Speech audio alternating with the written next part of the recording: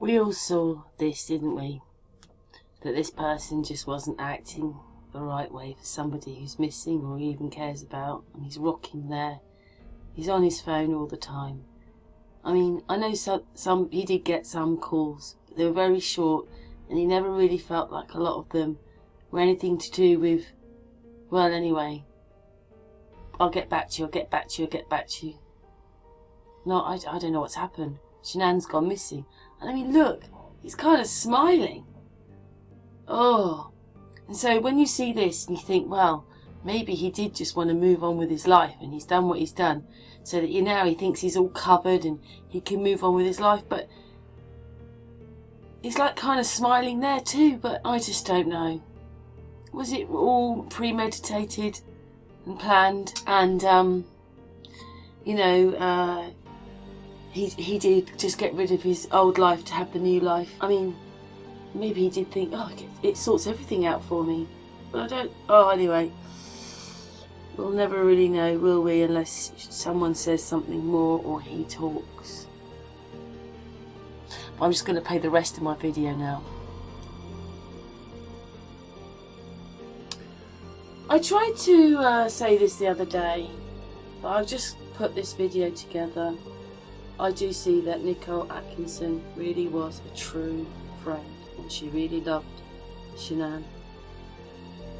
And there's going to be some stuff in there about her explaining things in the house and explaining really how Shanann felt for the last few weeks of her life, and the fact that maybe it had been going on a little bit longer, but the bit they're talking about really is this bit in Colorado, when she went to see her parents, and really that it is noted that she did bump into this solicitor and in April asked what the divorce things were like.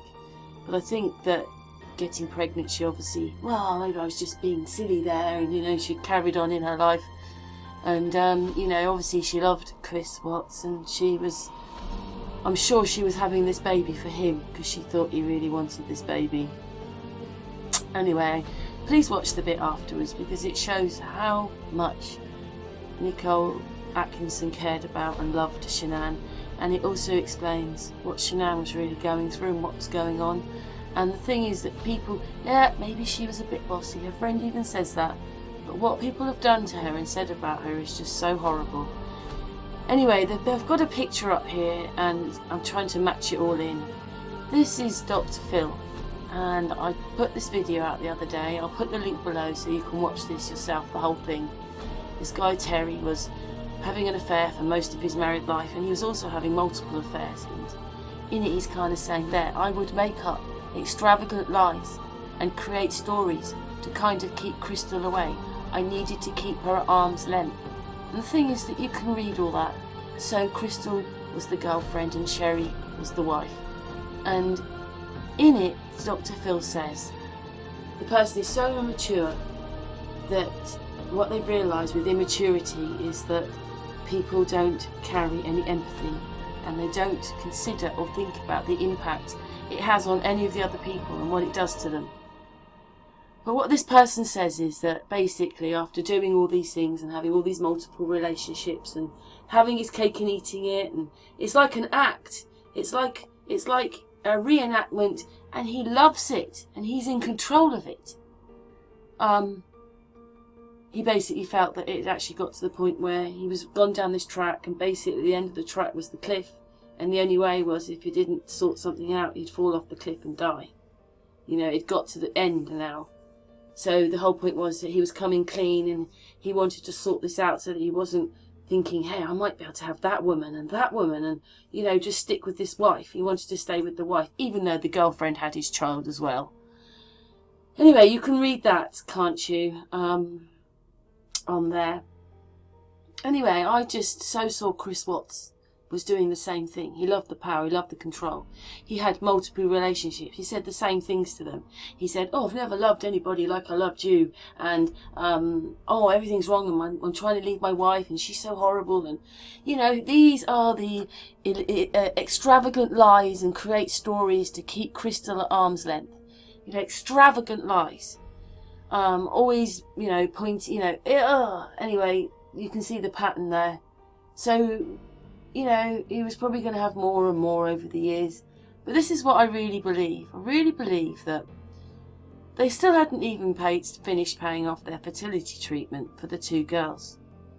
And I think what he thought was, because obviously this Thrive thing's kicking him and it's all pow, pow, pow, and he's changing as a person a bit here and ramping things up for himself, that when he said, hey, I'd like to have another baby, I don't think he was really thinking that. I think that's how he got her interested. I really want a baby, babe. But really he was thinking of himself and wanting masses more sex. See, he just wants sex. And the thing is, he probably never thought she'd get pregnant because they'd had IVF treatment and they're still paying for it. So how could she ever get pregnant? So he thought, right, I'm in for months and months of sex here. And I just think, unfortunately for Shanann, she got pregnant very quickly. And then I've been, obviously watching The Armchair Detective, and he showed this bit of footage where this interview with one of these co-workers at his work, and he was under the impression that this thing hadn't started or been going on for 6 weeks. It had been going on for a lot longer, like months. And then you think, well, how is he going to explain his wife's pregnant? So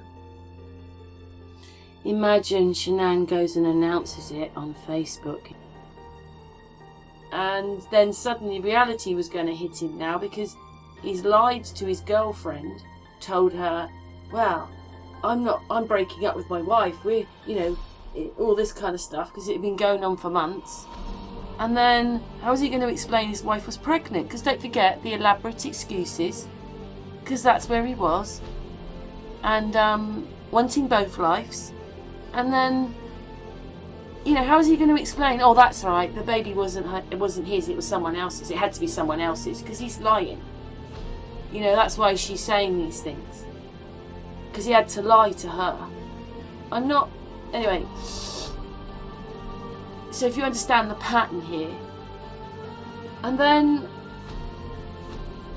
when reality really kicks in, and that the girlfriend is going to know very shortly, or knows that she's pregnant, then imagine that. I just think that he got to the end of the road. He actually didn't know what to do, because maybe he thought he could handle it all and it was going to be okay because he could have dual lives. But one's going, well, I'm looking at wedding dresses and, oh, you're getting a pad and you're moving in. Oh, well, you get the bedrooms for the children. Oh, yeah, and it's all like this, when really he would have strung her on for a long time. But with Shanann being pregnant and anyway, do you understand what I mean? I just don't think he could handle it. And whatever happened when she came home, I don't know if he really planned it. It could have been.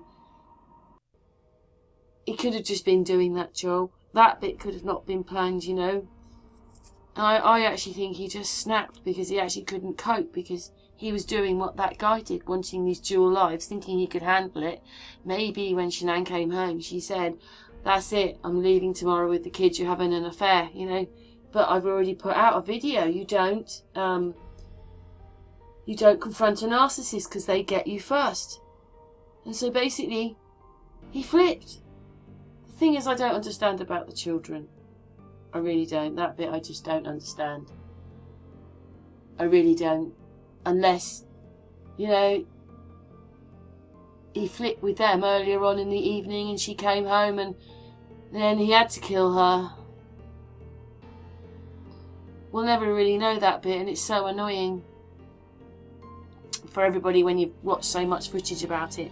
There's so much information and there's so much of it, but then there's bits that don't add up. You can see the lies, you can see little bits of footage repeated, that bit's blurred out so you can't see it properly. And to me, when I'm looking through the footage, there's two people there, there's two things moving around there, and there's two shadows. And then you think, well, why aren't the police more, why aren't they more interested in that? And then you think, they even put their names and addresses out on everybody, which I find really strange. I think all those people that they did could sue it, because doesn't it break the Data Protection Act? Or the Data Information Act? Sorry, is it that one? Data Information Act? Doesn't it break all that? Because you're giving out people's data, and it was a crime case. You know, anybody could now start ringing or texting these people, whether you like them or not. Would you like it? I mean, is this a test case? I mean, you know, like it's been this big drama, like there's so much footage, you're watching it like a soap opera now. I'm just gutted. I'm just gutted that there's these bits missing still. Anyway, I want to play the next bit because, you know, Shanann's friend really did love her. And I'm just playing how sad it was for Shanann. That last part. Now, this is a friend explaining it. And you know what?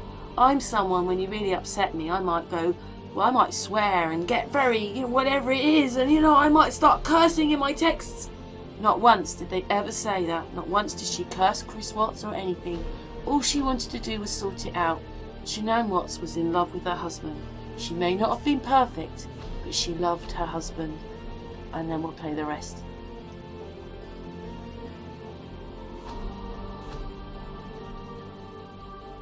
Yeah, so that's where, like, the more I've thought about it since yesterday, I'm like, why did he open the car door? Like, that's something you do after the fact, I think. Like, I'd go inside and see if somebody was in there or if they were okay. So. Okay. So then you go inside. We're inside. Okay. Okay, go ahead. And everybody kind of split. The police officer and him, like, everybody kind of split because we were looking for Cece and Bella and Shanann. Like, everybody just kind of split up because at this point, I don't know what you guys are considering this or not considering this, but at this point, we all split up and we're just looking to see if we can find them. Downstairs, upstairs, everywhere. Every room, everywhere. We're just looking. And they're nowhere in the house. They're nowhere. Like, okay. Nowhere. Can you describe the house, inside of the house for me? I mean, is it in shambles? Is it No. messy? Is it No, neat? it's clean. It's neat. Is it clean. always that way? For the most part, I mean, the girls might have a couple toys out here or there, but no, it was really clean. Like, and Shanann's, like, I'm sure you're going to go in her house at some point. She's very OCD. Everything's labeled. It has its spot. Okay. It doesn't move from that spot. If it does, it gets put back in that spot. Like, yeah. Okay. Do you notice anything unusual? Does it smell weird? No, it just. Is anything out of place that you I could say notice? it felt weird, but. Felt weird. It felt weird. Let's talk about feeling weird. I don't know. By that point, it felt like it had an eerie feeling to it. My mind wasn't in a good place. Okay. Because it didn't. She never leaves that car. Like, that car goes everywhere with her. I mean, unless she's out of town and Chris needs the car because he has the girls, they always have that. She's always in that car. So, I don't know, it was just weird to me that the car was there. Her shoes were by the front door. Okay. So would it be fair to say that for her to leave the house without her shoes and that car, it's out of character. it's very unusual for her? Yes. And it got worse as we went on. So we all split up and we're looking for things. And then I'm not sure how we all ended upstairs at one point, and Shanann makes her daughter's beds every day. Like, I've been upstairs, they have a playroom upstairs, I've seen their rooms. Those beds were not made. The beds weren't made. The little girls' beds were not made. Shanann's and Chris's bed was stripped. Okay. All of the bedding was, and I don't know if all of the bedding, but the bedding was all over in the corners of the room. And I didn't touch it, I didn't go through it. I don't know, like, if sheets were missing or anything like that, but all of the bedding was stripped off the bed, which I thought was weird.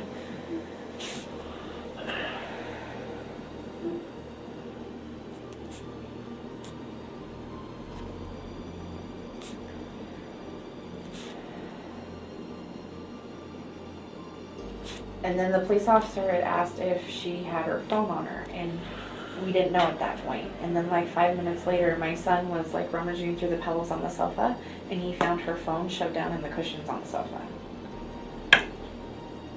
Okay. All right. Let me back up to the bed real quick. Okay. Okay. So just so I'm clear. So the girls' beds were not made, and that's unusual. Yes. Okay. And then the bedding for their bed, which I would say was a master bedroom. Yeah. You can see it from the stairs. Okay. And it was all stripped off and then like piled in the corner, or? Yeah, there was a pile over in, like, if you were facing the room this way and the bed's right here, there was piles in the corner, both of these corners. Okay. So it's in two corners.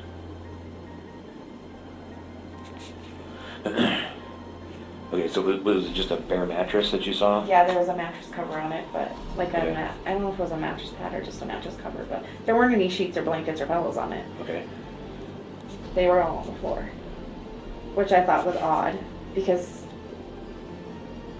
Shanann usually doesn't start a project unless she's going to finish a project because of her OCD-ness, if that makes sense. Okay. But Chris does all the laundry too. So if Chris left for work, why was the bed stripped? Right. And he says he takes care of all the laundry and does all the laundry. So that was the other thing. I don't know, they're silly little things, but like, why would he strip the bed before he went to work if Shanann was still there sleeping in it? Okay. And you said the pillows were on the ground too? Yes. Did you happen to notice if the covers were on the pillows? I didn't. Okay. What color sheets were on the bed or were laying in the pile? They were white.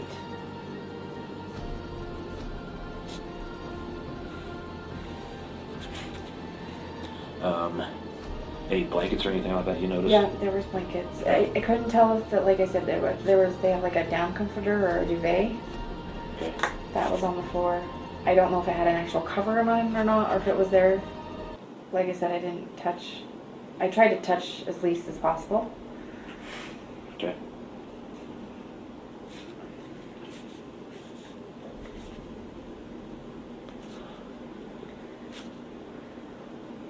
Because, well, at that point, bad thoughts were going through my head.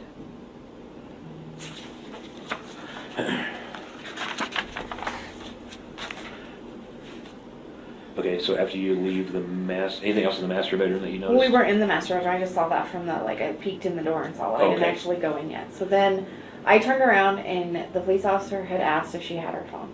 And then Chris comes out of the yeah. master bedroom and says she left her wedding ring on the nightstand. I didn't see it on the nightstand, but he brought it out and had it in his hand. Anything to you about their relationship? So the week they were in North Carolina, and I can show you a text that she sent me. She said, I think it was the second or third week she was there, and there's posts all over Facebook about it too. She got in a fight with Chris's mom because she went to Chris's mom's house to visit, and I think her name's Cindy. The other grandkids were there and they were older. Cindy bought ice cream that has everything Cece's allergic to in it.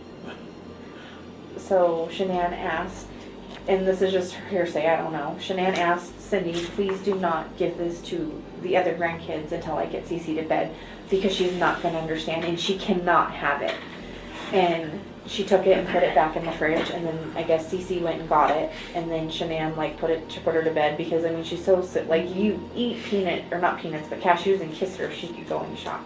That's how severe it is. So, they argued or whatever. Shanann went back to her parents' house the next day, and as far as I know, she did not go back and see his parents. But they celebrated Cece's birthday while they were down there because she turned 3 in July, and the parents did not come to Cece's birthday party. So I know there was like a falling out between Shanann and Chris's parents, and then she called Chris and told Chris what was going on. So apparently there was some issues with her and Chris. And the whole thing, I don't know. And then I was told that Chris went and saw his mom and dad while he was there and spent the whole day there. And Shanann's mom, Sandy, and Shanann both said that Chris was not himself when he came back. And then, like, I knew something was up because of Facebook. I didn't ask. I figured she'd tell me when she got back or whatever. I mean, we texted a couple of times, but she was on vacation, spending time with her family. She didn't post pictures of her and Chris that week. Like, I don't know, they hadn't seen each other for 5 weeks, so it was a little odd that they weren't in pictures together or being lovey-dovey or whatever. So I didn't say anything. I just found it to be odd. There wasn't any pictures of Shanann either, and Shanann takes selfies all the time. Okay. Like, it's an every morning ritual of the selfie and you point to your DFT because you're trying to promote it type thing. There wasn't pictures of her very much that week either. So, and she texted me and I don't know if she texted me, I'd have to look back at them. She either texted me or I'm pretty sure she texted me. She called me I think like once, but she really couldn't talk. She was around Chris the whole time. And I can pull it back up if you want me to. I mean, it was a couple weeks ago, but I save all my texts.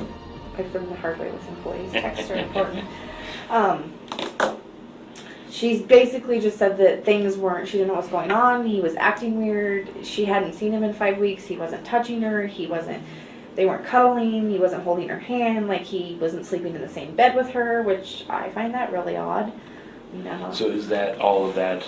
That was new? prior, yeah. Oh, that's new. So prior to this. Oh, prior to North Carolina, like, not to give you intimate details, she said that they were like screwing like rabbits, and he couldn't get enough of her, and they were doing it in the pantry where the girls were in the other room. So to go from that extreme to I don't want to touch you is odd.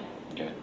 So prior to the North Carolina trip, there was no indication from No, I went on a Shanann trip with them. that their relationship was on the rocks, anything like that. No.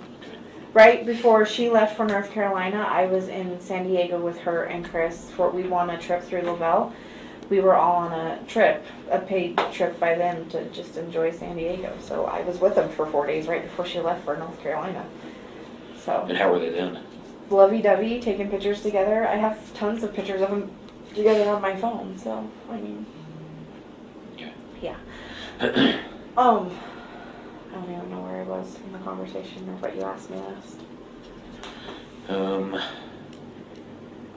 Oh, so they had the falling out. So Chris was acting weird, right. and then she texted me and said things were bad, and that she didn't know what she did or what was going on with Chris, and she thought that it was his parents, and the only other time he's ever acted like this in their marriage was right after they got married, and it was because his parents didn't go to their wedding.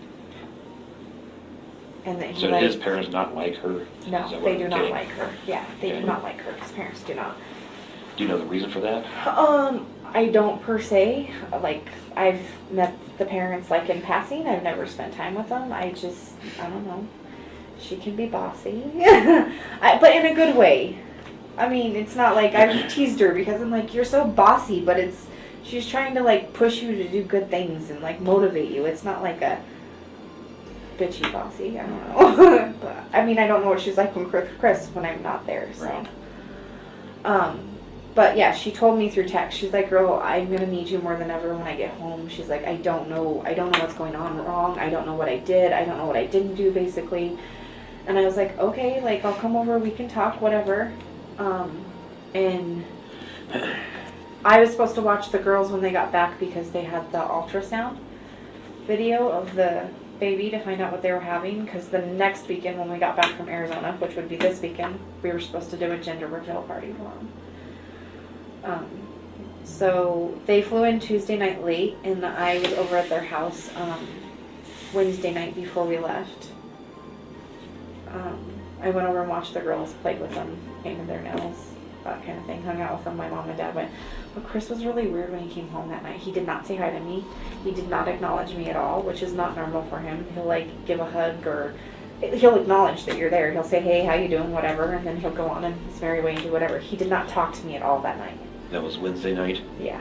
Okay, that would have been the... And I mean, they were in a hurry or whatnot, but because he was running late, so I literally got there when he got there, and we like bypassed, but he didn't say anything, and he seemed really like uptight, would be a good way to put it. Okay. So they leave and go to the doctor's appointment, and then they come back, and she gives me the envelope of what the baby was going to be. And I said, okay, we'll find out in a week. Like, and she was like, and then I started to open. She's like, don't open it in my house. And I was like, well, fine, I'll wait till I get to my car. So I go home, and then she texted me that night, and she said,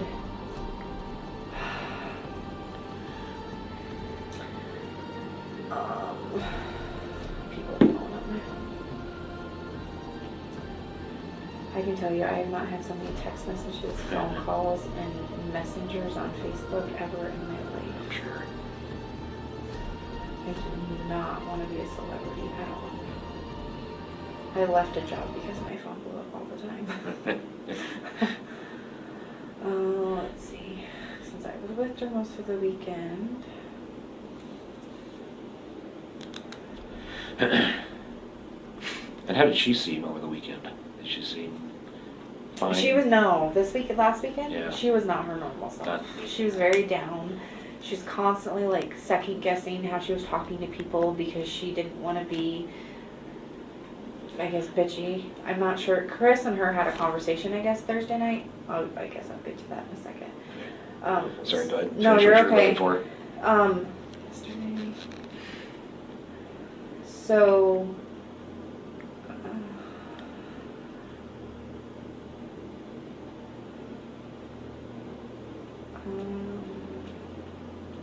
so they go and come back, and while they were gone, I asked how she was doing, and I showed her pictures of the girls. And I was like, oh my god, this is going to be so hard not to, like, tell her what it was once I found out. And then she texted me that night. I texted her at 9:46 because I knew by then. I said, oh my god, this is going to be so hard. She texted me at 9:55 on Wednesday and said, Chris said we're not compatible anymore. He refuses to hug me. Said he thought another baby would fix his feelings. Said he refused couples counseling. So no gender reveal.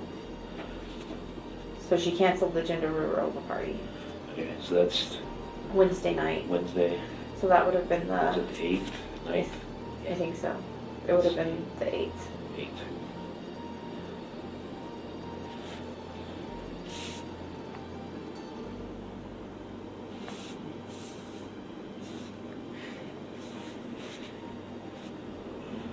So then I texted back and said, what? I don't understand. What does he want to do then? And she said, no gender reveal. She's like, I'm putting in my friend's thoughts. I don't want to fake a happy Chris. And I was like, I'm not putting my friends through a fake happy Chris. And then again, I said, because it wasn't coming out, it says con gender reveal. I was like, is she trying to say no gender reveal? So I was like, so no gender reveal, question mark. And she said no. And then me and another girl was doing it. I said, do you want me to tell Taylor or do you want to? And she asked me to tell Taylor. So then I later texted Taylor. And then I said, okay. And she's all, he doesn't care that he's hurting me. And I said, what does he want you guys to do? And she's like, he's done. He said he will work it out. How do you work that out? I was like, what does that mean? Because I didn't know, like, what does that mean? I'll work it out. That's what Kristen said to her. I said, you don't work that out if you're not willing to work on it. And then she said, can you tell me what I'm having? I need some happy news, please. And I said, yes, I can. Are you sure? She was like, yes. And she's like, I'm not telling anyone, though, not even Chris. I said, can I come tell you in the morning? I'd really like to tell you this kind of news in person and not through text. I didn't say not through text, but I said, I'd really like to tell you in person. And she said, sure. I said, or I can come tonight and tell you, like, right now. And she's like, no, it's okay. I said, are you sure? I will. Because by this time I was texting, it's a little after 10. And then I was like, I just want to see your face. She's like, it's okay, I'm still crying right now, so I'll wait until a.m. And I said, I can come over now. She's like, no, it's okay, I'll wait. And I don't know if you want another text message, but she said I might go masturbate to relieve stress. So, you know. And then I talked to her by that point because this next isn't until Thursday afternoon. So I did go over the next morning. We were supposed to leave, well, obviously the next day, so everything was whatever. But I went to Walmart and I got some stuff for the baby, and I got them these champagne poppers. So if they did decide to do it, like, they'd be exciting for whoever did it, whether it was her and the girls or her and Chris or whatever. There was, you know, they're gonna have a baby. And they were having a little boy. They are having a little boy. And she asked him if, and I took it to her house and said, like, it was in a little bag or whatever, and I said, here, if Chris wants to do this with you or whatever, and she said he wanted to wait to find out with her that night. So I gave her the bag and I stayed for a little bit, and then because she was trying to, like, appease him or make him feel better or whatever, she wanted to put him mow in the backyard. And I was like, Shanann, you're not mowing the backyard. It's like 80 degrees outside. And she's like, I just need you to help me get it down the rocks or whatever. So I ended up mowing her backyard for her before I left, because I'm like, I'm not going to let you mow the damn backyard. I'm just not. So I mowed her yard, and then I went home and did my stuff, and I talked to her She said, what if, because her anniversary with him, like their dating anniversary, I think was the next day, on Thursday. So she's like, do you think I should ask him to go away so we can work on things while I was there? And I was like, I mean, you could. I don't know what he's willing to do. So she did text him, and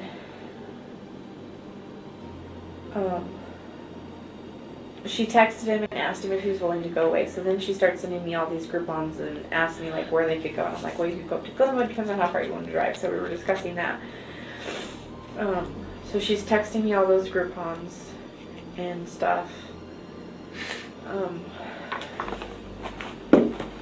And then she asked me about when I worked because she was trying to find someone to watch the girls so they could go. And then we stopped texting at like 11 o'clock that night because I was here at work, and she asked if I worked on the 17th, and I said yes. And then I was like, question mark, and she said nothing. And I was like, it's not nothing if you're asking what's up. Like, she usually doesn't ask when I'm working because there's usually something. Yeah. And then she texted me at 3:29 and said she was up and showered, and I said I was counting down the minutes and wishing that I had a shower because I've been here all night. And then she said, text me when you leave, and I said, when I get out to the parking lot I have to change.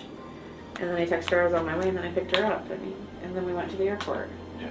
So, and I didn't see Chris that morning, I didn't see the girls.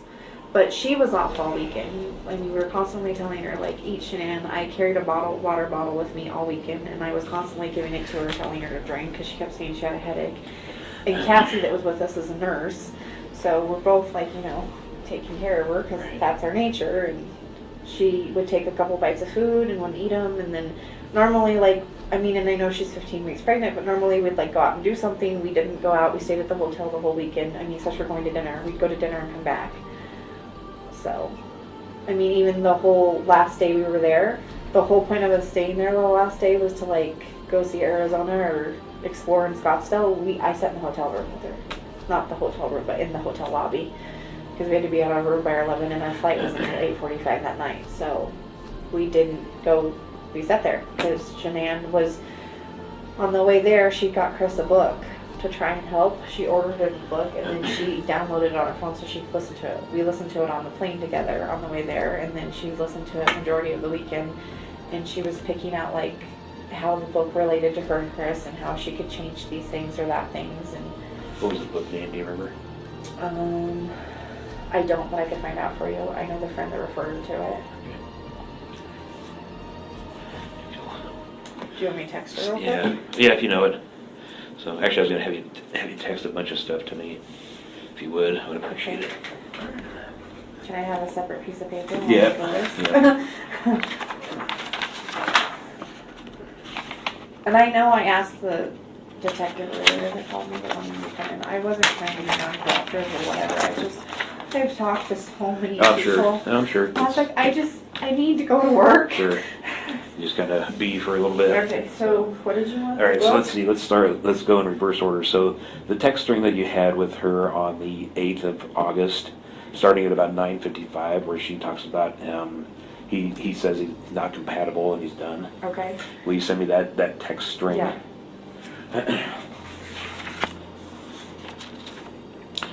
Let's see. And then I'll give you other people's information, because like Cassie, I don't know if they were in text message or not, but Chris told her she didn't want the baby. We did. Yeah, if you'll put I can write down everybody's information. yeah, if you'll write down Cassie and Christina as well. And then if you'll do the photograph of the shoes.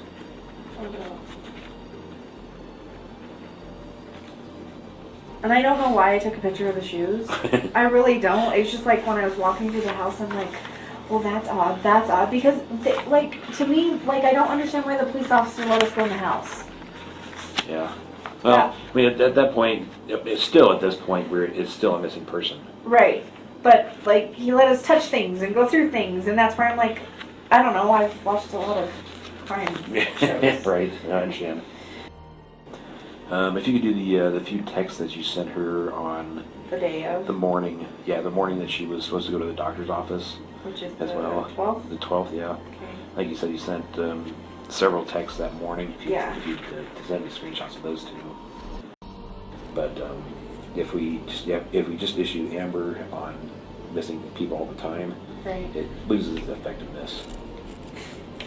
Okay. Then you want. I was going to ask you, any indication of infidelity on either party?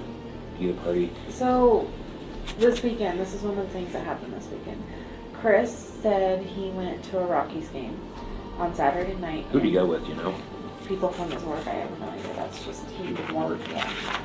He went to a Rockies game on Saturday night, so they got a babysitter for the girls. And Shanann was texting with the babysitter to check on the girls throughout the night.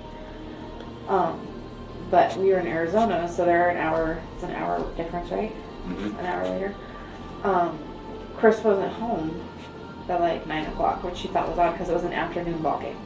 And then she checked her bank statement and he went out to dinner, which that's not odd, but the total was $60-some. And she's like, why would he spend $60-some at dinner? And I'm like, maybe he had some beer, but I don't know. You remember where that was? The Lazy Dog in Westminster, off of 144th and I-25. It's in that Orchard shopping center. Okay. So What kind of restaurant is that? it's like a bar and grill type So thing. you'd have to work at it to get $65. Yeah, well, that's what we were talking about. Because I'm like, well, we went out to dinner tonight, and it was a Mexican restaurant, but it was a bar and grill type thing. And, I mean, I had some drinks. So I was like, well, my bill was $47 tonight. And she was like, Nikki, $63, yours was $47. And it was one person. I'm like, well, yeah, but we didn't have appetizer and dessert. It's like, so maybe he, like, was treating himself. Trying to make her feel better. Because she was, and then she called him. I don't know if she called him or texted him. I think she called him because me and Cassie went down to the pool. And she said she called him. She said she was going to call him. So I don't know that she actually talked to him because we weren't in the room. But she said that he wasn't home yet either. He didn't get home until 10:30, which she found that to be odd because it was well after dinner. And she knows when he gets home because their security system tells you when you open the door. All right. So, she asked him what he had for dinner. And again, she's trying not to accuse or be snarky. So he said, oh, I had some salmon and a beer. And she's like, oh, okay, we'll save the receipt because I need it for taxes. Because she writes off everything. So then she gets off the phone with him or whatever. When we come back, she's upset. And she was like, what do you spend that on? And I'm rude, like, I don't know. And she looked up the menu and he said he had salmon and a beer. And she's like, that's only like $30. Where's the other $40? I'm like, I don't know, Shanann. Like, if you ask Chris to save the receipt, you'll have to look at the receipt. I was like, maybe he bought one of the guys dinner because they bought him something at the ball game. Like, who knows? So then she started going through their bank statement to see if there was any high charges while she was gone because they don't have that relationship where he spends whatever he wants, she spends whatever they want, the bills get paid, you know. It's like, you want something, go buy it type thing. So there was that, and then the phone conversations were very small. Usually when we're on trips like that, they talk for 20, 30 minutes. She'll talk to the girls sometimes, they'll FaceTime. They weren't doing any of that. They sent pictures back and forth. There was no pictures, and the reason, or at least I don't think there was, because Shanann usually shows it would be like, oh, look at Cece or Bella doing whatever. There was none of that. And then he let her go because he said he wanted to work out or something whenever she talked to him last. So she let him go, and then the next day, I can't remember if she talked to him that morning or not, but it was very sparse throughout the day. He was going to take him to a birthday party with the girl that babysat, I think the brother or something. And through people commenting on Facebook and all the stuff that I've seen, he was at the birthday party.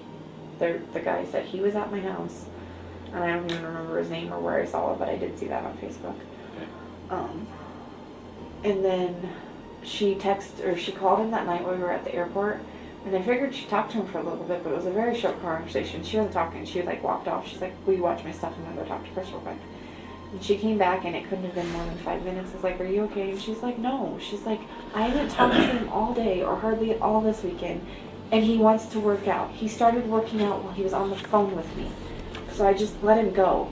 And Chris didn't used to work out like this all the time.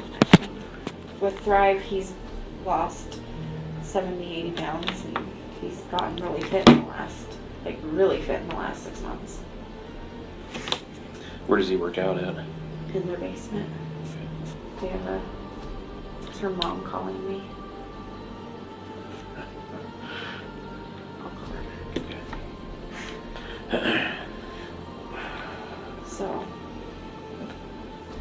and then we came home and she was upset because she's like, he didn't even want to talk to me. And then I did remember seeing a text from him because she texted him and told him our plane wasn't going to get in until about 1:32 in the morning because of the delay.